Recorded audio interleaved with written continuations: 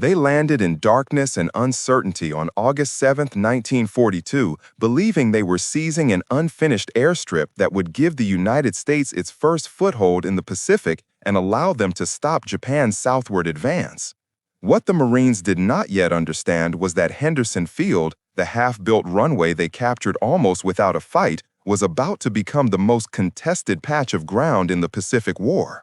For the first 24 hours, Guadalcanal felt almost empty. The Japanese construction crews fled into the jungle, leaving behind machinery, fuel drums, and bulldozers still warm from use. The Marines dug in quickly, uneasy but unaware of the storm coming for them. They had successfully achieved strategic surprise. What they could not know was that Japan considered the loss of this airfield unacceptable.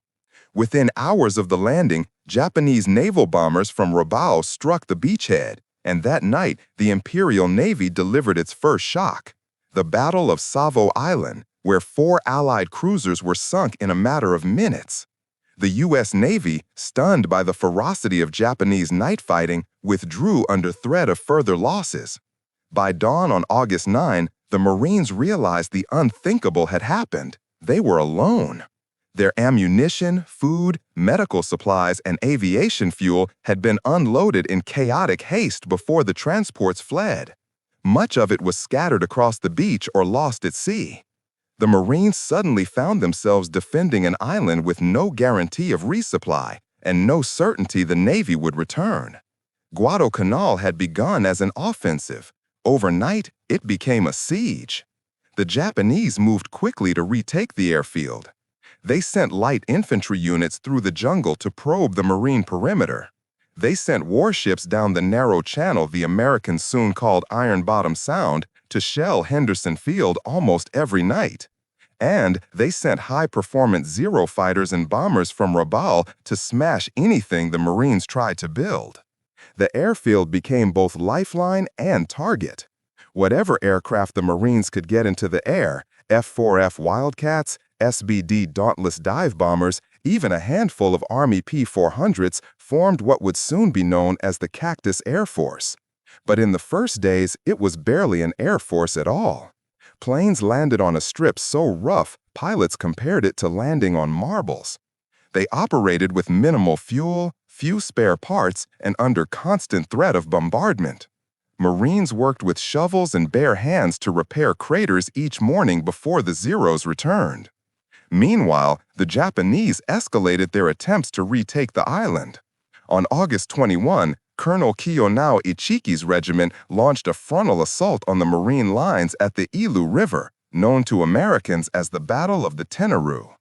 Wave after wave of Japanese infantry charged straight into Marine machine guns and 75mm pack howitzers firing over open sights. The Marines won decisively, but the message was clear. Japan was prepared to sacrifice entire regiments for Henderson Field. By September, Japanese commanders began coordinating their attacks with naval bombardments and air raids. Each night, heavy cruisers and battleships pounded Henderson with shells. Each morning, repairs began anew. Each afternoon, bombers roared in from Rabaul. The Marines were exhausted, short on sleep, and burning through ammunition faster than it could be replaced. Worse still, with the Navy gone, the Marines had no idea when or if more supplies would come. The isolation grew more severe with every passing day. Patrols sent into the jungle reported Japanese troops approaching in ever larger formations. The 1st Marine Division had landed expecting a quick strike. Instead, they were digging trenches, rationing food, and defending an airfield that the Japanese were determined to erase. Henderson Field was not just a runway, it was the fulcrum of the campaign. If the Americans could keep aircraft flying, they controlled the daylight skies and could interdict Japanese convoys. If they lost the airfield, they lost the island. And for the first 6 weeks, they came dangerously close to losing it. Every bomb crater, every night bombardment, every attack from the surrounding jungle chipped away at their ability to defend it. The Marines held on through grit and desperation, but as September ended, it became clear that Henderson Field's survival no longer depended only on the men on the island. It depended on whether the U.S. Navy, badly battered, shaken by night fighting defeats, and fearful of Japanese superiority after Savo Island, would return to fight for Guadalcanal. If it did not, the defenders knew the truth. The Japanese would come in force, and no amount of courage would keep the airfield in American hands. By late August 1942, the Marines defending Guadalcanal had learned a grim routine: survive the night, repair the airfield at dawn, brace for air raids at noon, and wait for the jungle to come alive after sunset. Henderson Field was never safe, not for a single hour. Every day, the Cactus Air Force struggled to launch the few aircraft still flyable. Every night, the Japanese attempted to wipe both airfield and defenders off the map. The siege had begun. The Japanese High Command underestimated the American landing at first, assuming it was a probing action. When the scale of the Marine presence became clear, they began pouring in troops from Rabaul and the Shortlands, even if they had to send them in small detachments aboard destroyers and barges. This improvised supply line earned the nickname Tokyo Express, and each night, its destroyers raced down the slot to bombard Marine positions before unloading fresh infantry east of the airfield. The first major attack came at the Tenaru on August 21. Colonel Ichiki's elite detachment believed they could overrun the Marines in one swift bayonet charge. Instead, they rushed into interlocking fields of fire, were cut down by machine guns, and were pummeled by 37mm canister and 75mm pack howitzers firing point blank. It was a brutal American victory, yet it carried a foreboding truth. The Japanese were willing to sacrifice entire units to retake the airfield, and more troops were coming. September was worse. The Japanese assembled a full regiment under General Kiyotake Kawaguchi and attacked the high ground south of the airfield, Edson's Ridge, the key to Henderson's survival. Under fog and jungle darkness, Kawaguchi's men assaulted the ridge again and again on the nights of September 12 through 14. The Marines, paratroopers, raiders, and riflemen mixed together, fought through near breakthroughs that came within yards of collapsing the entire perimeter. Major Kenneth Bailey fell leading a countercharge. Colonel Merritt, Red Mike Edson, moved his command post 3 times under fire, rallying shattered units. Some sections of the ridge changed hands more than once. By dawn, the hillside was littered with Japanese dead, over 500 killed. But the Marines were shaken to the core. They had won, but barely. Henderson Field remained in American hands, but its defenders were exhausted and bleeding. Meanwhile, the Japanese Navy made sure the Marines paid for every hour of daylight. Cruisers like Kumano, Suzuya, Aoba, and Furutaka prowled Iron Bottom Sound, bombarding the airfield with hundreds of shells. On multiple nights, Japanese battleships fired 14-inch salvos, transforming Henderson into a wasteland of cratered earth and burning wreckage. One Marine described the bombardment as being inside a metal drum while someone hit it with sledgehammers from every side. Each morning, Marines and Navy Seabees worked frantically to fill shell holes with crushed coral so the Cactus Air Force could get even a handful of aircraft back into the sky. Yet those aircraft were indispensable. Without them, Japanese transports would reach the island unmolested and land thousands of reinforcements. With them, the Marines kept the initiative, barely. Every Wildcat and Dauntless mattered. Every gallon of aviation fuel mattered. Every repair that kept a single engine running mattered. But the attrition was severe. During the Matanikau actions in late September and early October, Japanese forces repeatedly tried to push west around the Marine perimeter. Each confrontation drained American ammunition, manpower, and strength. By early October, the Marines were holding a defensive loop barely 8 miles long, surrounded by a jungle full of enemies they could hear but rarely see. Malaria swept through the ranks. Rations ran low. Defensive works thinned as fatigue set in. The perimeter was shrinking, not physically, but psychologically. Marines started calling themselves the Orphans of the Pacific. Letters home carried a common refrain: no one knows when, if ever, the Navy is coming back. and every night the Tokyo Express arrived, bringing more shells, more troops, more pressure. Some nights, Japanese soldiers probed the wires so closely that Marines could hear them speaking. Other nights, flares rose over the jungle as the Japanese prepared for another assault. The Americans lived in a constant state of expectation. Every rustle, every insect hum, every shift in the dark might signal the beginning of the next attack. By October, Henderson Field was hanging by threads of coral, sweat, and stubborn resolve. The Marines had survived the Tenaru and Edson's Ridge, but they were no closer to securing the island. In fact, the siege tightened with each passing day. The Japanese were not losing momentum, they were gathering strength for the decisive blow. And unless something changed, unless the U.S. Navy returned, the defenders knew that the next major assault might be the one they couldn't stop. By October 1942, the Marines on Guadalcanal understood that Henderson Field was less an airbase and more a miracle stitched together from broken aircraft, scavenged parts, and sheer human endurance. The men who flew from its cratered runway called themselves the Cactus Air Force, and though the name carried a hint of swagger, the reality was far harsher. Cactus was an air force in name only, an improvised, undersupplied collection of fighters, dive bombers, torpedo planes, and exhausted pilots holding the line against a superior enemy because no one else could. Supplies were the first crisis. Fuel arrived in 50-gallon drums rolled off overloaded transports during the rare moments the U.S. Navy dared approach the island. Sometimes the drums were punctured by shrapnel before they ever reached the airfield. Sometimes the Japanese bombers ignited them before they were even unloaded. Aviation gasoline, 100-octane lifeblood, was rationed so tightly that pilots were told to limit warm-up time to seconds, not minutes. There were days when Henderson Field had only enough fuel for 2, maybe 3 full missions. Mechanics became scavengers. The Cactus Air Force was famous for keeping unflyable aircraft in the sky, but the truth was grimmer. They cannibalized wrecks because there was no other choice. A Wildcat landing too hard was not written off. It was stripped clean of usable parts. A Dauntless with a damaged wing became a donor aircraft for 3 others. Even the precious few TBF Avenger torpedo bombers were held together with improvised repairs of wire, dented sheet metal, and hand-carved wooden blocks. Spare engines were so rare that one pilot joked, "If you want a new motor, you better pray the Japanese drop one." And then there were the pilots themselves. Fatigue became a constant companion.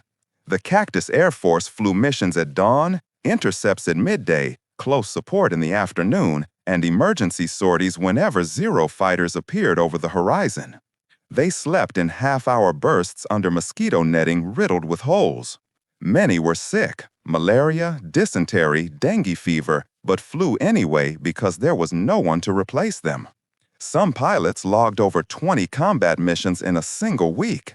Others collapsed from exhaustion on the wing of their planes after landing. The grinding routine showed in casualty numbers.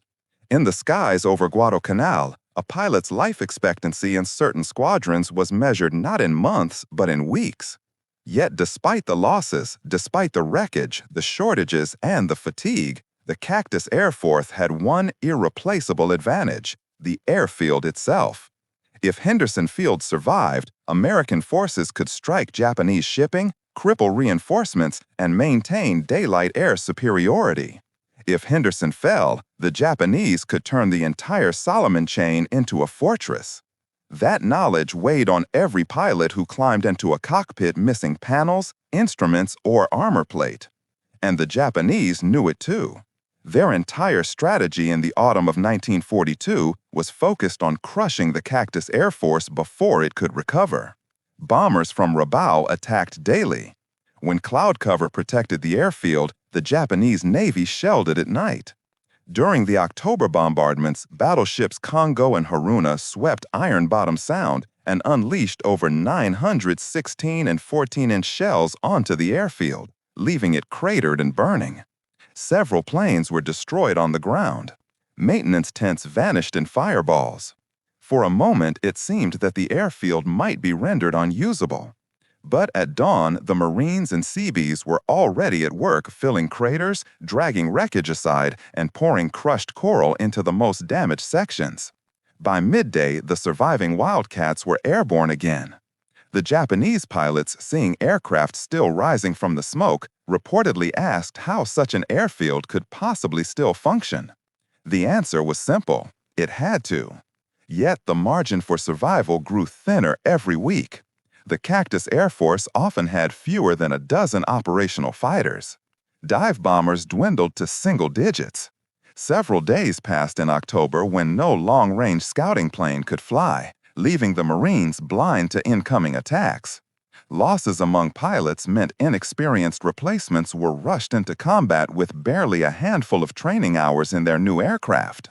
Some learned to operate a Wildcat's complex landing gear system only hours before their first combat sorties. Despite all this, Henderson Field endured. But the defenders knew the truth. They were at the breaking point. One more week of bombardment, one more major Japanese ground offensive, or one more failure of supply could doom them. The Japanese sensed it too and prepared their strongest assault yet. And far away at sea, the battered U.S. Navy faced a decision that would shape the fate of the entire Pacific War: whether to return to Guadalcanal and fight again, or leave Henderson Field to fall. By late October 1942, the situation on Guadalcanal had deteriorated so severely that even senior American commanders feared the island might be lost. Henderson Field was barely functioning. The Cactus Air Force was flying on scavenged parts and fumes. The Marine perimeter had thinned to the point where gaps were held by scattered riflemen and hastily emplaced machine gun nests. And each night the Tokyo Express delivered more Japanese troops who gathered in the jungle for the inevitable decisive assault. The Marines could hold, but only if the U.S. Navy returned. That prospect was far from certain.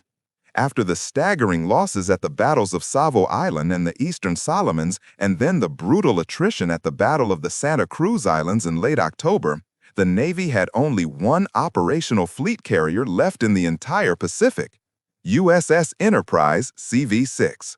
The Big E, already legendary, was battered, her flight deck damaged, her elevators strained, her crew exhausted.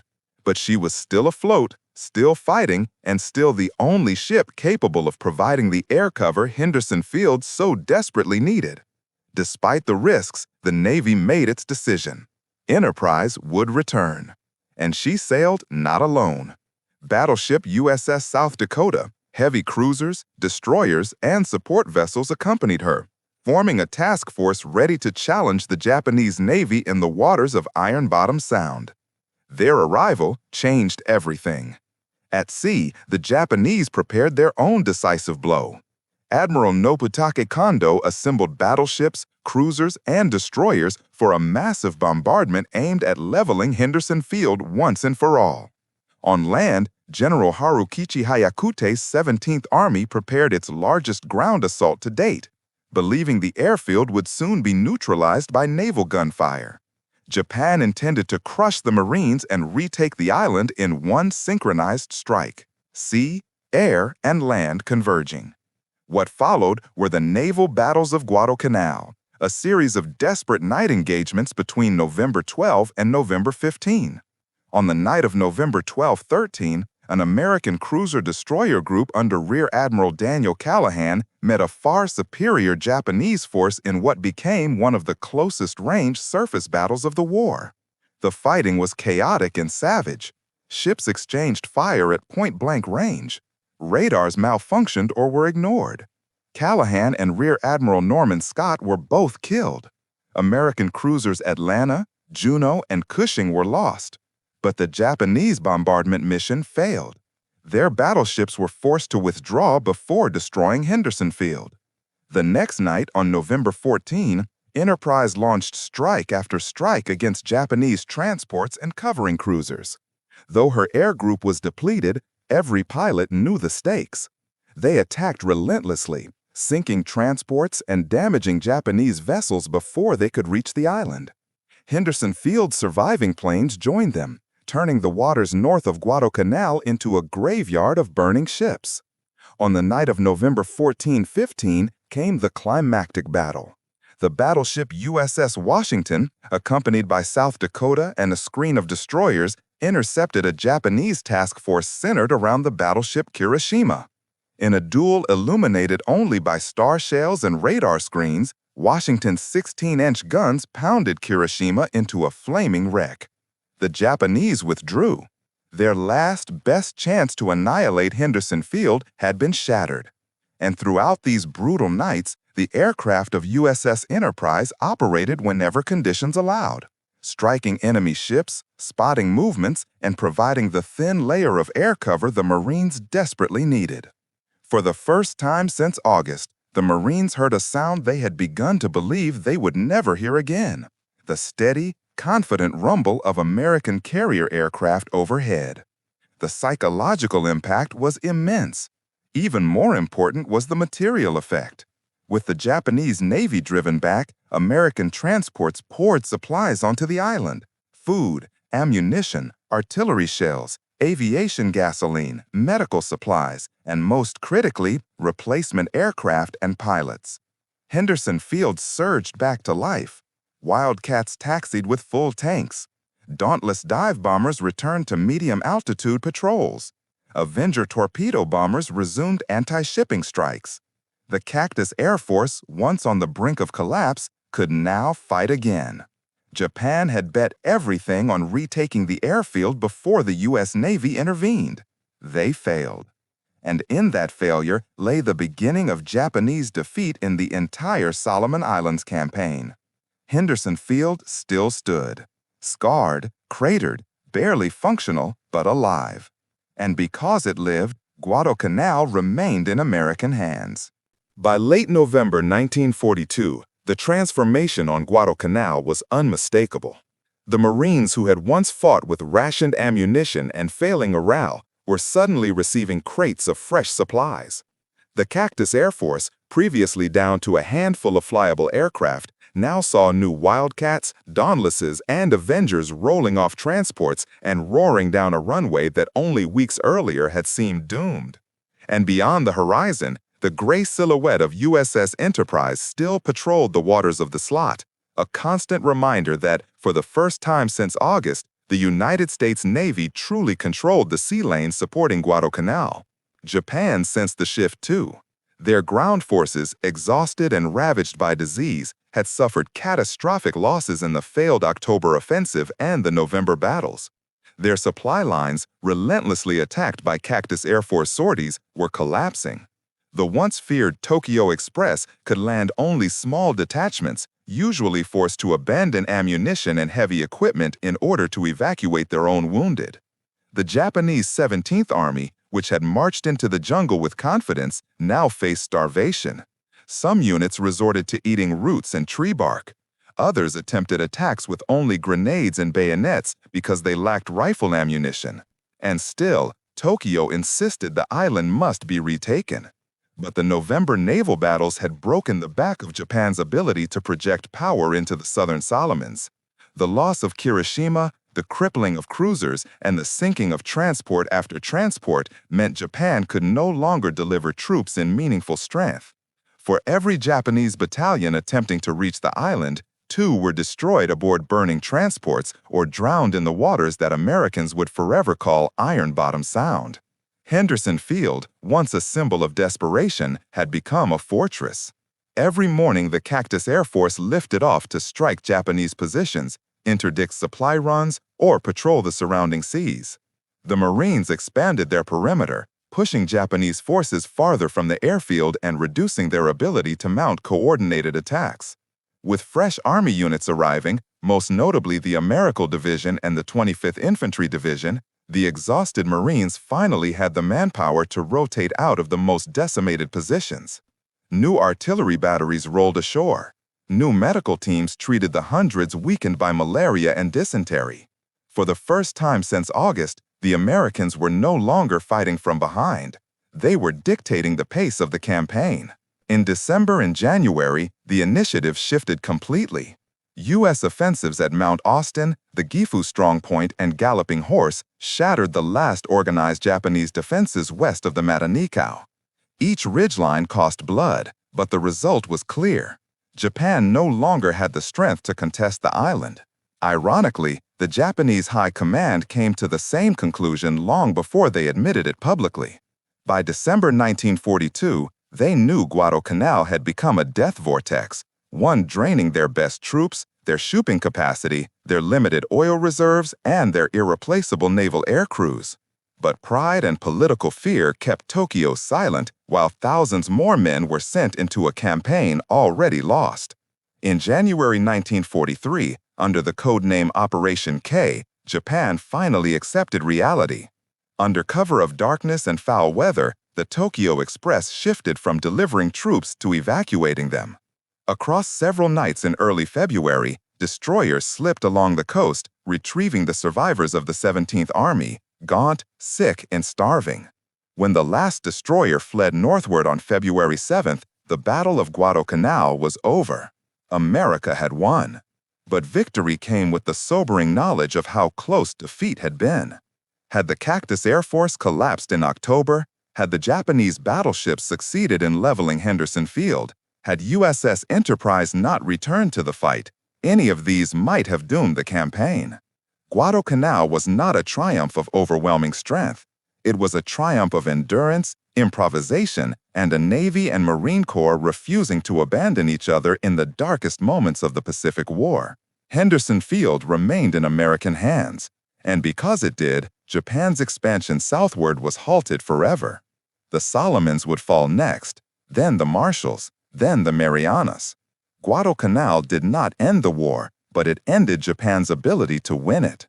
The island that America nearly lost became the place where the tide finally turned.